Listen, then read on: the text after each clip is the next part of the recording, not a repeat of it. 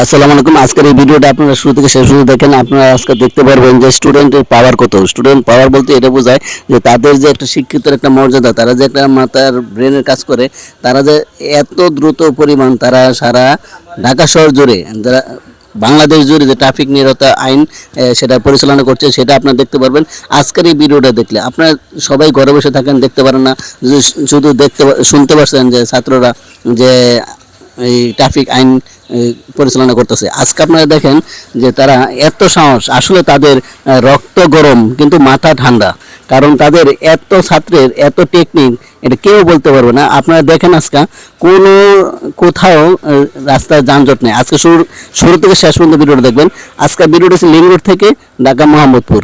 এই এই ভিডিওটা এই জন্য দিলাম, আমি লিং রোড থেকে মোহাম্মদপুর যাইতে আমার সবসময় লাগে 2 থেকে 3 ঘন্টা, কিন্তু আজকে যে কতক্ষণ সময় লাগছে আপনারা দেখতে পাচ্ছেন। মাত্র 20 থেকে 30 মিনিট সময় লাগছে। আমি ফুললি ভিডিও দিইনি, তাই একটু অল্প ভিডিও দিছি, ঠিক আছে। তা আমার কথা হলো, আপনারা দেখেন যে মেন জায়গাগুলো তারা ট্রাফিক আইন তারা কীভাবে পালন করছে। তা আপনাদের বলার উদ্দেশ্য হলো যে দেশ পরিচালনা করতে আসলে ছাত্রদের ভূমিকা অপরিসীম। যতগুলো ছাত্রছাত্রী আছে, তাদের ত্যাগ, তাদের যে শক্তি, তাদের যে মেধার তালিকা, এটা আসলে যদি না দেখতাম তাহলে বিশ্বাস করতাম না। আপনাদের এই ভিডিওটা যদি আপনারা না দেখেন তাহলে কোনোভাবেই বুঝতে পারবেন না। ঘরে বসে শুধু শুনছেন যে আপনারা যে ছাত্ররা আসলে ট্রাফিক আইন মেনে চলছে। কারণ প্রতিটা বাসের মধ্যে মনে করেন 1 মিনিট সময় দেয়, 1 মিনিট। কারণ আপনি যাত্রী উঠাবে, নামাবে, শেষ। এখানে কোনো বাস দাঁড়াতে পারবে না। অনেকে কি করে, বাস ট্রাফিক সিগন্যালগুলো, পুলিশগুলো বাসগুলো সাইড করে রাখে, মনে করেন যাত্রী উঠায়, লং টাইম জ্যাম লাগে থাকে। আজকে আপনারা দেখতে পারবেন একই রাস্তা, Badda link road to Mohammadpur, আপনারা দেখতে পারবেন যে তার চিত্রটা এখানে শুধু মুখের কথা না, আপনারা দেখলেই বুঝতে পারবেন যে রাস্তার আসলে পরিস্থিতিটা কেমন। আমাদের সময়, আমাদের যে কাজের ব্যস্ততা আমাদের কেন নষ্ট হয়? এই সময়ের কারণে, এই জ্যামের কারণে। আজকে আপনি দেখেন কোনো রাস্তায় দেন, কোনো বাসের মধ্যে কোনো লোক দাঁড়া যেতে পারে না, শুধু বসে যাবে। বাস আসবে চলে যাবে, বাস আসবে চলে যাবে। আমি আজকে এই এই দৃশ্যটা দেখার পরে আমি আর মনে বোঝাতে পারতেছি না যে তাদেরকে কি বলে ধন্যবাদ দেবো। ঠিক আছে, আপনারা খালি আজকে দেখেন, এই ভিডিওটা একটু মিস করে না, একবার হলো ভিডিওটা দেখেন, তাহলে বুঝতে পারবেন যে ঢাকা শহরের আসলে জ্যামজট কেন লাগে। তাদের টেকনিক তাদের কাছ থেকে শিক্ষার আছে। প্রতিটা ট্রাফিক পুলিশ শিখতে হবে তাদের কাছ থেকে।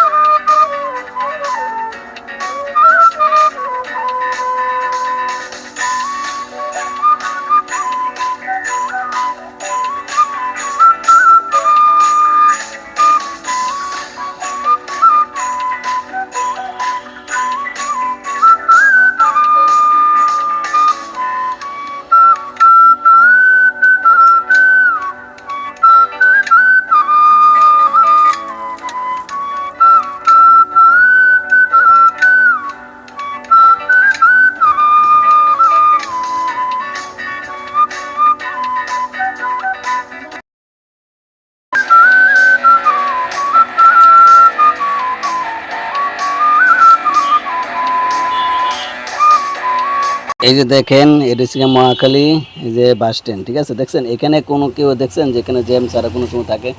চারিদিক দিয়ে বাস থাকে, লং রোড, ঠিক আছে। এখানে জ্যাম থাকবেই, আপনার ট্রাফিক মনে করেন কেউ নিয়ন্ত্রণ করতে পারে না। আর আজকের চিত্র দেখেন, বাস তো ঠিকই চলতেছে, বাস কোনো দাঁড়ায় আছে, কিন্তু এইখানেই গাড়িগুলা এই প্যাসেঞ্জারগুলো নিত দাঁড় করা।